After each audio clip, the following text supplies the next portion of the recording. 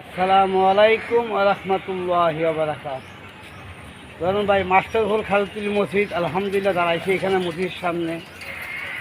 জেলা শাহ রহমতুল্লাহ আলাহ মসজিদ করে দিয়ে গেছে আলহামদুলিল্লাহ।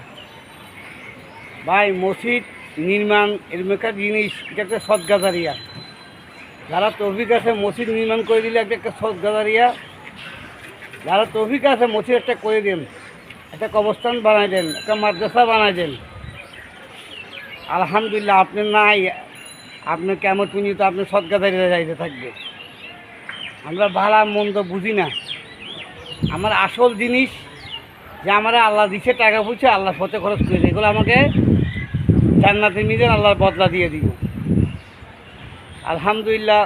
দেখেন কত নেয়ামত খাচ্ছি, নেয়ামতের শুকরিয়া আদায় করতে পারতেছি না। আল্লাহর পথে 10 টাকা 20 টাকা 100 টাকা যেহেতু তৌফিক আছে 500 টাকা 5000 টাকা 500 টাকা সদকা করি আল্লাহর রাজি খুশির জন্য। আর কোনো টার্গেট নেই, আর কোনো টার্গেট নাই। কথা বুঝছেন ভাই? আর কোনো টার্গেট নেই। হ্যাঁ, একদিন খুশি মালিক লা ইলাহা ইল্লাল্লাহু মুহাম্মাদুর রাসূলুল্লাহ। দেখেন আল্লাহু আকবার। একটা মসজিদ আজকে চলে গেছে, দাদা সাহেব রহমতুল্লাহ আলাইহি চলে গেছে, আর দাদা রাখি গেছে, তারা মসজিদ পরিচালনা করতেছে। আবু বকর সাহেব, হ্যাঁ রহমতুল্লাহ আলাইহির ছেলে, তারা আজকে মসজিদ পরিচালনা করতেছে। কথা বুঝছেন ভাই? সেই জন্য বেশি বেশি একটা মসজিদের চেষ্টা করেন। আপনার ছেলে নামাজ পড়লে আপনি 5 বার দোয়া করবে, আর আপনার সদগাজারি করলে 5 ওয়াক্ত নামাজ পড়লে 5 বার আপনার দোয়া দিতে থাকবে আপনার কবরে নিজে। তাই টাকাটা সঠিক পথে কামো লাগায়, সঠিক পথে আল্লাহর রাস্তায় কামো লাগায়। লা ইলাহা ইল্লাল্লাহু মুহাম্মাদুর রাসূলুল্লাহ। কথা বুঝছেন ভাই? চলে যাইতে হবে, এ থাকার জায়গা না। বা আমার টাকা পয়সা ভালো কামে আমি ফিটিং করে দিয়ে যাই, এটা আমার সদগাজারি কেমন তুলে যাইতে থাকে। কথা বুঝছেন ভাই? আমি চলে গেলে, আমি যদি মরে যাই আমার আমল বন্ধ হয়ে যাবে। কথা বুঝছেন ভাই?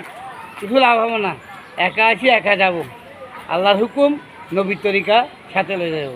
কলমা বলছি লা ইলাহা ইল্লাল্লাহু ওয়াহদাহু লা শারিকা লাহু আশহাদু আন্না মুহাম্মাদান আবদুহু ইয়া রাসূল।